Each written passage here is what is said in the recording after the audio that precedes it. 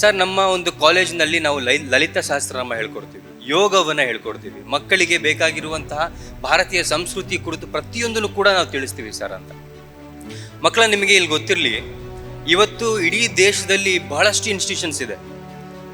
ನಿಮಗೆ ಇಲ್ಲಿದ್ದಾಗ ಅನ್ನಿಸ್ಬೋದು, ಅಯ್ಯೋ ಆ ಕಾಲೇಜ್ ಆಗಿದೆ, ಈ ಕಾಲೇಜ್ ಆಗಿದೆ, ನಮ್ಮ ಕಾಲೇಜಲ್ಲಿ ಯಾಕಪ್ಪ ಇಷ್ಟೊಂದು ನಮಗೆ ಎಕ್ಸ್ಟ್ರಾ ಎಲ್ಲ ಹೇಳ್ಕೊಡ್ತಿದ್ದಾರೆ, ದಿನ ಯೋಗ ಮಾಡಿಸ್ತಾರೆ, ಯಾಕಪ್ಪ ಹಿಂಗೆ ಅಂತ ನಿಮಗೆ ಅನಿಸ್ಬೋದು. ಬಟ್ ಇಲ್ಲಿಂದ ಒಂದು 10-15 ವರ್ಷ ನೀವು ಮುಂದೆ ಹೋದ್ಮೇಲೆ ನಾಳೆ ನಿಮ್ಮ ಜೀವನದಲ್ಲಿ ನೀವೇ ಥ್ಯಾಂಕ್ಸ್ ಹೇಳ್ತೀರಾ, ನಾನು ಅಂಬಿಕಾದಲ್ಲಿ ಓದಿದ್ದಕ್ಕೂ ಕೂಡ ಸಾರ್ಥಕ ಆಯಿತು ಅಂತ. ಬಿಕಾಸ್ ನಿಮ್ಮ ಎಜುಕೇಷನ್ ನಿಮ್ಮ ಜೀವನದ ಮೇಲೆ ಎಷ್ಟು ಪರಿಣಾಮ ಬೀರುತ್ತೆ ನನಗೆ ಗೊತ್ತಿಲ್ಲ. ಬಟ್ ಆ ಎಜುಕೇಷನ್ನ ಜೊತೆಗೆ ಕೊಡುವಂತಹ ಸಂಸ್ಕೃತಿ, ಆ ಎಜುಕೇಷನ್ನ ಜೊತೆಗೆ ನಿಮಗೆ ಕೊಡುವಂತಹ ಜೀವನದ ಒಂದು ಪಾಠಗಳು ನಿಮಗೆ ಜೀವನದಲ್ಲಿ ದಾರಿ ತೋರಿಸುತ್ತೆ.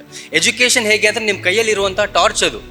ನೀವು ಮುಂದೆ ಹೋಗಬೇಕಾದ್ರೆ ನಾನು ಯಾವ ದಾರಿಯಲ್ಲಿ ಹೋಗಬೇಕು, ಈ ದಾರಿ ಸರಿನಾ ಆ ದಾರಿ ಸರಿನಾ ಅಂತ ಕತ್ತಲಲ್ಲಿ ನಿಮಗೆ ದಾರಿ ತೋರಿಸುವಂತಹ ಒಂದು ಜ್ಯೋತಿ ಅದು. ಬಟ್ ಸಂಸ್ಕೃತಿ ಅನ್ನೋದು, ಆಧ್ಯಾತ್ಮ ಅನ್ನೋದು, ದೇಶಭಕ್ತಿ ಅನ್ನೋದು ನಿಮ್ಮ ಮನಸ್ಸಿನಲ್ಲಿ ಉರಿಯುವಂತಹ ಒಂದು ದೀಪ ಅದು. ನಿಮ್ಮ ಕೈಯಲ್ಲಿರುವಂಥ ಟಾರ್ಚಿನ ಬ್ಯಾಟ್ರಿ ಖಾಲಿ ಆಗ್ಬೋದು, ನಿಮ್ಮ ಕೈಯಲ್ಲಿರುವಂಥ ಒಂದು ಬೆಳಕು ಯಾವತ್ತಾರು ಆರೋಗ್ಬೋದು. ಬಟ್ ನಿಮ್ಮೊಳಗೆ ನೀವು ಹಚ್ಚುವಂಥ ಬೆಳಕಿದೆಯಲ್ಲ, ಅದು ನೀವು ಜೀವಂತ ಇರುವವರೆಗೂ ಕೂಡ ನಿಮಗೆ ದಾರಿ ತೋರಿಸುತ್ತೆ ಮಕ್ಕಳ.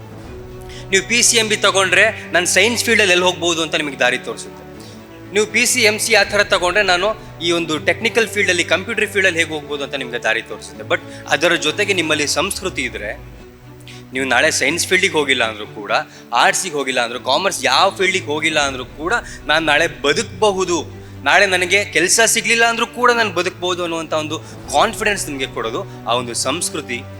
ಸೊ ಆ ಒಂದು ಸಂಸ್ಕೃತಿನ ಕೊಡುವಂಥ ಕೆಲಸ ನಿಮ್ಮ ಒಂದು ಕಾಲೇಜಿನಲ್ಲಿ, ನಿಮ್ಮ ಒಂದು ಇನ್ಸ್ಟಿಟ್ಯೂಷನಲ್ಲಿ ಆಗ್ತಿದೆ ಅಂದರೆ ನೀವು ಇದಕ್ಕೆ ಯಾವತ್ತೂ ಕೂಡ ಋಣಿಯಾಗಿರಬೇಕು. ಆ್ಯಂಡ್ ಇದ್ರ ಬಗ್ಗೆ ನಿಮಗೆ ಹೆಮ್ಮೆ ಇರಬೇಕು.